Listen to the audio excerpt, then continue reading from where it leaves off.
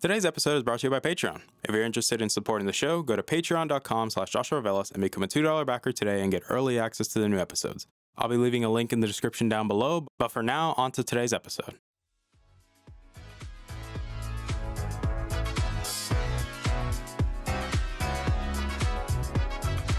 You're listening to the Augment Experience podcast. I'm your host, as usual, Joshua Velas. I'm a student, musician, and a gamer at heart. Join me as I sit down every week to talk about all the latest news in the technology, business, and video game world. I hope you guys enjoy.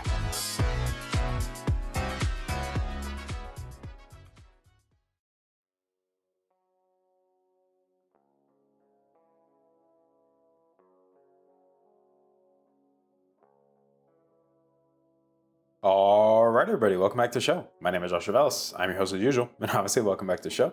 Today's episode 228 of the show. And before we get started, we're just going to do a little bit of house cleaning quick because, well, you guys know I like to do it around here, so it don't really make sense to do it. So let's just get on with the house cleaning.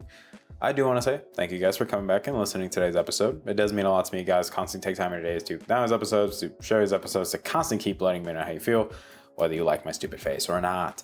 At the end of the day, it's greatly appreciated, and I thank you guys for all the love and support. Again, thank you guys for that incredible week that we had with the return of the show and just exploding with downloads. I greatly appreciate that from the bottom of my heart.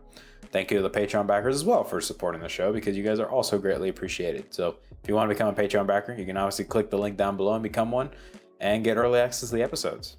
But with all of that said, I know by the title of this episode that we're not necessarily breaking new ground here. While yes, I do have my own thoughts, I just want to preface this that I acknowledge that you guys have probably been watching a lot of content regarding this, because let's be real here, aside from the other episode that people voted on, which we'll eventually talk about on the show, because I feel like it's an important conversation nonetheless, especially when it revolves around, I don't know, a pretty big company that, making poor decisions again, and I could say confidence is getting the best of them, but we'll tackle that another time. But we're talking about Sony today, and here's one of the things that, the title says it alone. Sony is increasing the price of the PlayStation 5. It's one of those things where, yes, some people could argue that it's unprecedented, that something like this would happen in a console generation where instead of, realistically lowering the prices or, coming out with another model that replaces the price and so you can lower the base models, or just in general doing a price reduction. Instead, a company decides to increase prices during a time period where, well, yeah, people are obviously tight of money, because let's be real, inflation's a real thing. And I have the article pulled up here in front of me. That's why, obviously if you're watching the video versions, you can see my face and you can see I have the article pulled up here. And here's what it says. PS5 price to increase in select markets due to global economic environment, including high inflation rates. And this is what it says. New recommended retail price coming to select markets in the EMEA, APAC, and LATAM regions plus Canada. So here's what Jim Ryan, the president and CEO of Sony Interactive, said.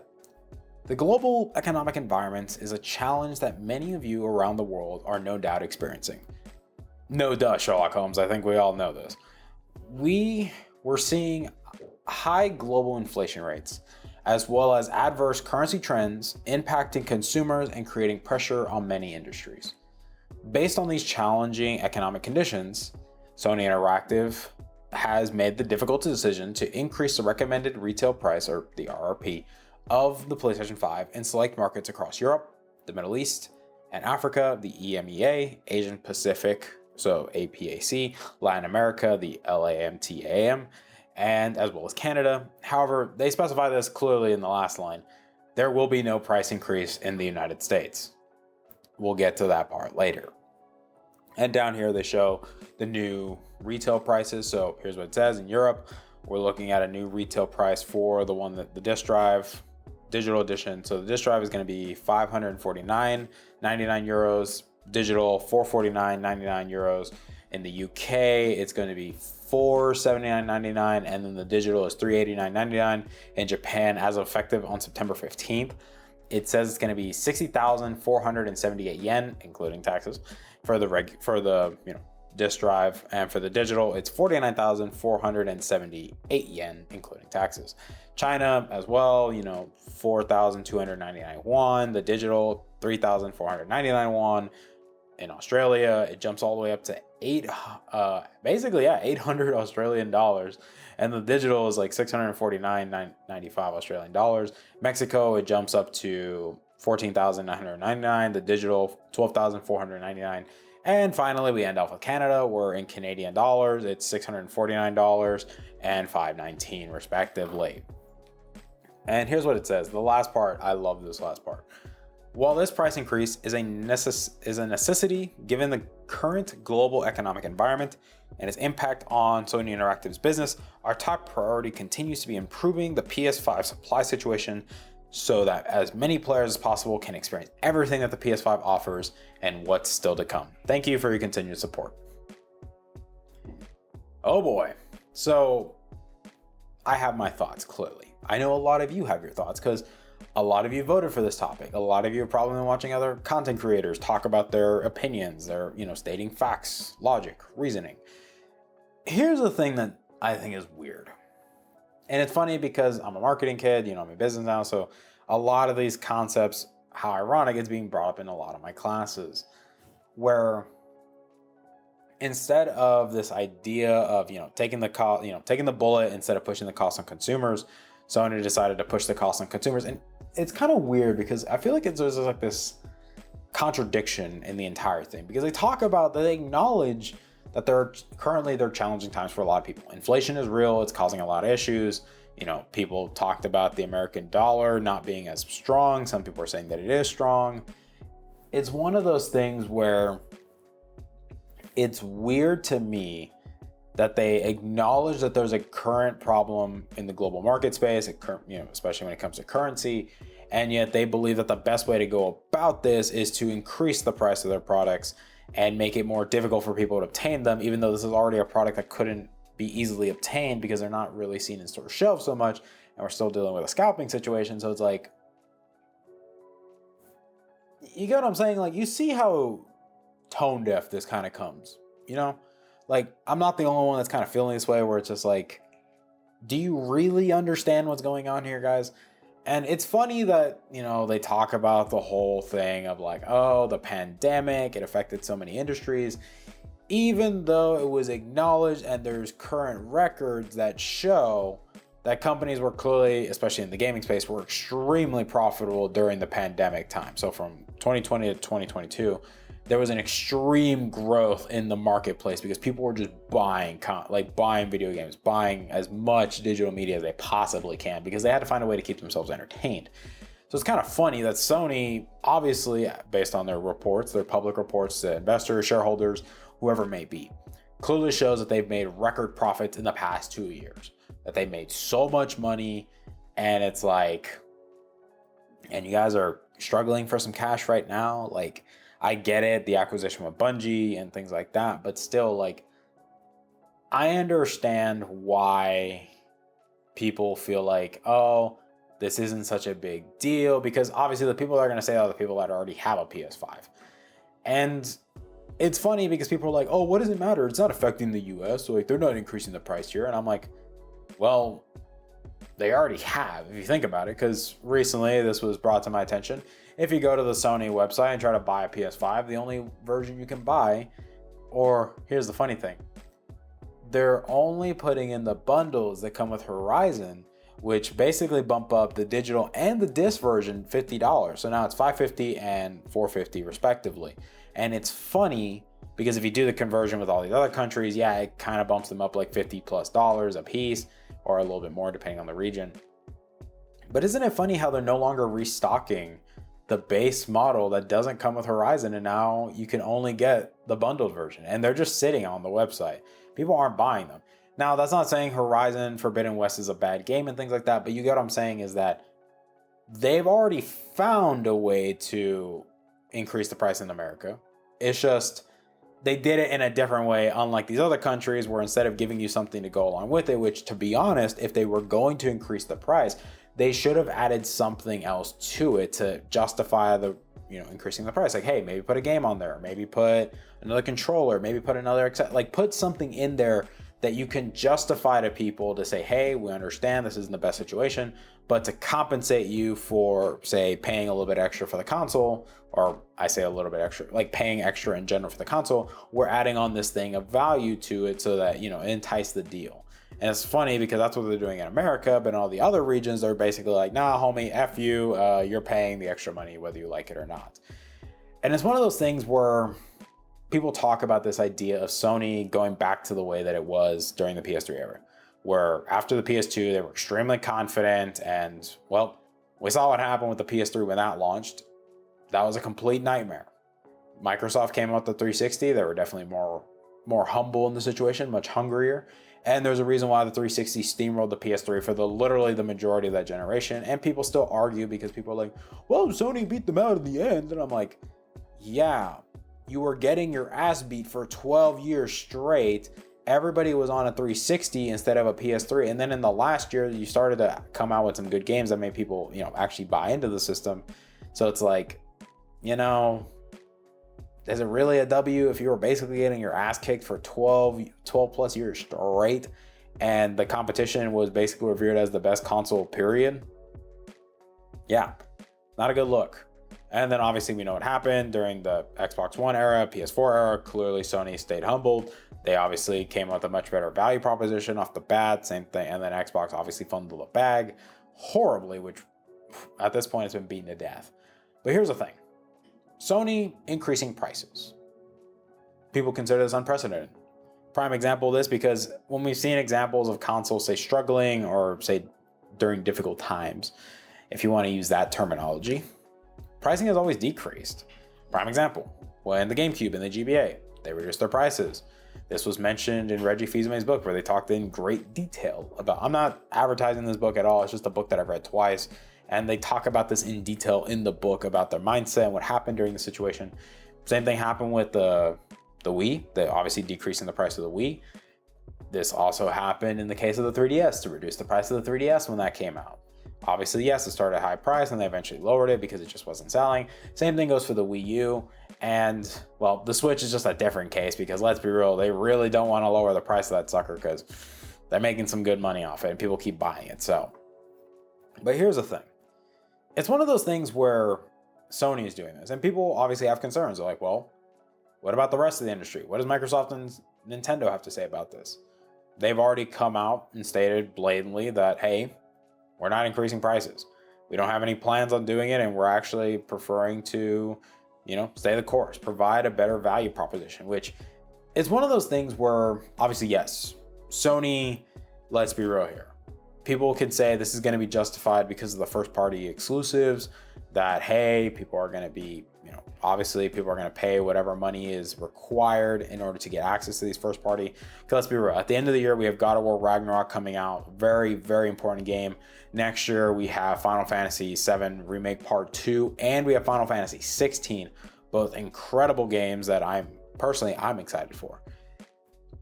I still don't think that justifies increasing the price in this case. Like, I understand Sony is not as big of a company as Microsoft.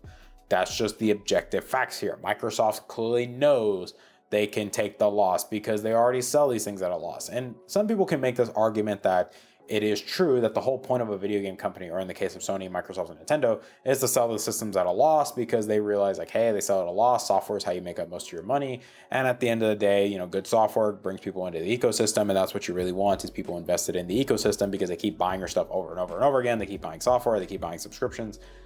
You get the point. In this case with Sony, one, they already have a very expensive subscription plan. Two, they just increased the prices of their consoles. Three, they also have the most expensive games on their platform. And four, they also have some very expensive ass accessories coming along, because think about it, the controllers, depending, can be like $70 to a little bit higher depending on the color. They're coming out with an Elite Series controller that's probably going to be more expensive than the Elite Series 2 controller came out at. The Elite Series 2 controller from Xbox was like $180 when it came out.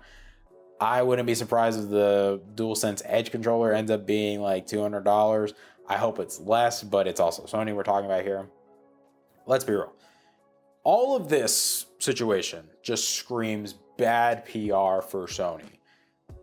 We all agree it screams bad PR, and it's not making them look good. If anything, it's funny that they said that they don't want to increase in the US, because let's be real here. They know the US is one of the most competitive markets. It's one of the biggest revenue generators. At the same time, they know that the competition here in America is obviously much closer with Xbox and PlayStation, that, hey, if they increase the price, more people would most likely jump over. And it's funny because if you look at one of the best-selling consoles right now, it's the Xbox Series S. The Xbox Series S is selling very well, and it's readily available in stores. And that's just something Sony hasn't been able to do, is get these consoles in stores. They just haven't been able to, like I said, get them in the hands of consumers. Like, yes, I acknowledge I have my PS5. I acknowledge I have my Series X. That doesn't mean I'm happy that they're increasing prices, because some people have been using that as a defense of like, oh, well, what does it matter? I already have my PS5. I don't care about everyone else. I'm like, well, you should, because that doesn't necessarily make you look good. And if you're defending this kind of actions, then, well, you're kind of a corporate bootlicker, if I'm being honest with you. I'm not sugarcoating anything here. If you're defending this price increase, you seriously need to reevaluate how your relationship dynamic works with companies. And if you truly believe that they have your best interest in mind, they really don't. They see you as a dollar sign, and any way they can get as much money as they possibly can out of you, they will do it. And it's just, I don't know. Like, could you make the argument that this is Sony coming back, or not coming back, but going back to the ways of being overly confident, because they're like, oh, we're the market leader, everyone's always going to buy our stuff no matter what we do. And it's like, if they go back down that rabbit hole of that mindset, hey, that can easily change in the drop of a dime, because we've seen it happen before. That's just how things work. And right now, Microsoft they're obviously using this as good PR. It's basically free PR for Microsoft at this point. Like, they literally can say, well, we have the best value proposition. Our consoles are cheaper. Our games are cheaper. We have Game Pass. We offer a much better ecosystem in comparison to Sony that's much easier to get into, much more friendly. You got what I'm saying? Like, you're essentially giving the competition easy W's over you. And let's be honest, as a company, you really don't want to be giving your competition more fuel to the fire to just shit all over you. Let's just be real here.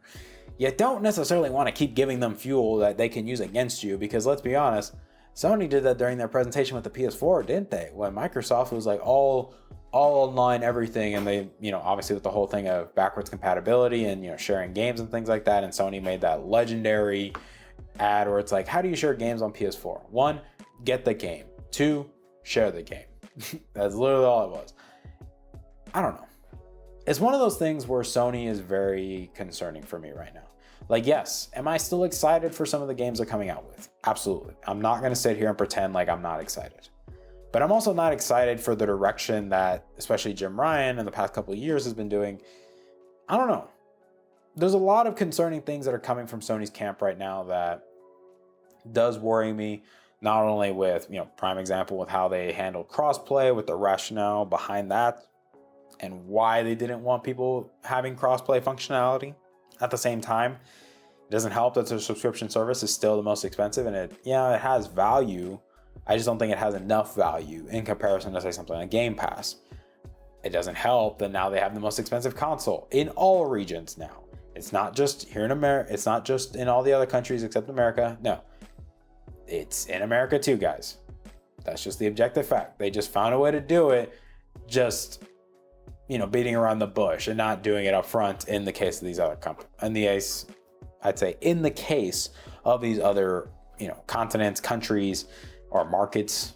Obviously, markets is the correct term to use in this situation. It doesn't help that they have the most expensive games, because they were the first ones to push this trend of $70 video games.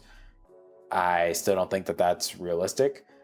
Is Sony making good moves? Clearly they are. Obviously, they're wanting to get more invested in PC. They're probably going to make their own PC app, or I'd say a launcher or store, whatever you want to call it. Obviously, they're starting to get into mobile games now, and I don't know. I think there's a lot of things here that kind of worries me with Sony's approach. Like, it feels like they take one step back and take like 10 backwards, or take one step forward, take 10 backwards. Essentially, that's what it feels like to me. They make, obviously, yes, the PS5 is a great piece of hardware. I love my PS5. I'm a firm proponent or a firm believer in the PS5 because, right now I'm using the PS5 more than my Series X right now. Obviously, my Steam Deck and my other consoles are, more in rotation because obviously I can carry them everywhere. But I don't know. To me, this is very concerning that Sony is doing this, especially when you're still in this time period where we've acknowledged there's currently a high inflation rate going around. Currency is currently at a weird spot, especially with conversion rates. At the same time, people are struggling to even make ends meet right now. And it's just, I don't think that increasing the price of your console is necessarily the best way to show that, hey, you acknowledge the current circumstances in the world right now. If anything, you probably should have lowered it, which is going to be interesting going into Black Friday. If Microsoft lowers the prices of the Series S and the Series X, that means they have them in stores and they also do a bundle or they lower their prices. If that happens, I think we're going to start to see a much bigger shift in the marketplace. I think more people will be inclined to join the Xbox brand because right now I was seeing stories like people were talking about how in Japan right now, consumers are pissed, especially because Sony's a Japanese company, Japan is their main homeland. Even though we acknowledge that Nintendo basically owns Japan because, well, they got that market on lockdown. That's just the facts. And it's even funnier too, like, bro, if even Nintendo's not increasing their prices, and we know they are some of the most stubborn sons of guns on the planet.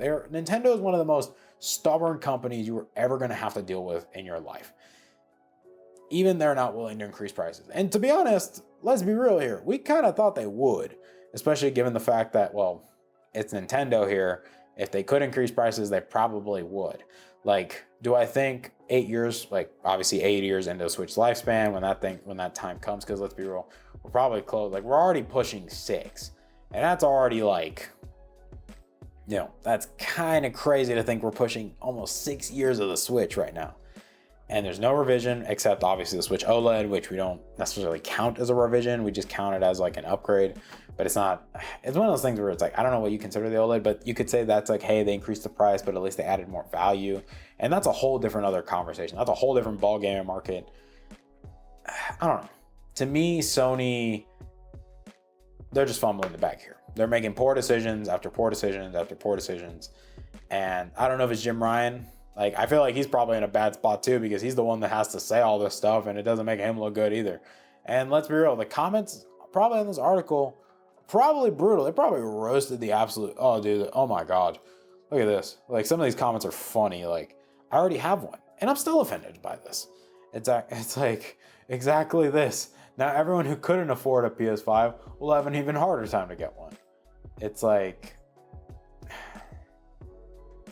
man. It's still funny too because people even mentioned this. The PS5 disc version, they told investors that it was already profitable. They were making a profit off it. And normally in the video game space, you're not really making a profit off consoles. The fact that they were making a profit off the disc version is insane. Like, bro, you guys are making money here. And you still want to milk people dry for more? I don't know. Like, that's just my 2 cents in the matter. I wanted to take my time with it because I wanted to see, 1, how would Microsoft respond? 2, how would Nintendo respond? 3, how are people feeling so far? And clearly people are pissed. No, like, obviously you're gonna have the defenders. You're going to have the corporate bootlickers that will say Sony can do no wrong. They will always do the right choice. They always know what they're doing. Everyone's just wrong. Heck, there was even a video of somebody blaming Nintendo for all of this crap. And I'm like, homie, what are you smoking? My man, like whatever you're smoking, you got to pass some of that along, my dude, because I'm going to need some of that because you're literally full of shit. But, oh my God. It's bad, guys. It's really bad. I'm not going to sugarcoat it here. Like, I know I try to be as objective as I possibly can. It's just, there's not really any good thing that comes out of this. Like, it doesn't make Sony look good in the short term. It's certainly not going to make them look good in the long term because think about it. People are like, oh, well, this is just for right now. They're going to revert prices back later. And I'm like, homie, if they get you to pay like 10 to 15% more, do you honestly think they're going to go back to making it cheaper when they know they can milk you dry for more because you paid for it? Like, you get what I'm saying? Like, no, prices are not going to go back down until like maybe a pro model or something like that. And even then, it's just, this leads into a whole bunch of other shit because it's like, if the PS5 already increased in price, I don't want to imagine how much the PSVR 2 is going to cost. I certainly don't want to imagine how much that DualSense Edge controller is going to cost. Like, this just doesn't scream well for the future hardware releases for Sony right now. It doesn't make them look good. So let me know what you guys think in the comments down below. Do you agree with my opinions? Do you not agree with my opinions? How do you feel about this? Do you have a PS5? Do you not have a PS5? Let me know in the comments down below how you guys feel. Again, guys, thank you so much for your love and support. Thank you for at least letting me have a piece of your time to talk about stuff like this. Because to be honest, it's very fascinating to me because it's just, I question the rationale of some of these companies some days. I really do. I question what goes through their minds. I question what goes through the minds of their marketers, their, HR, what goes through all their, whoever made this decision. I question what goes through their head.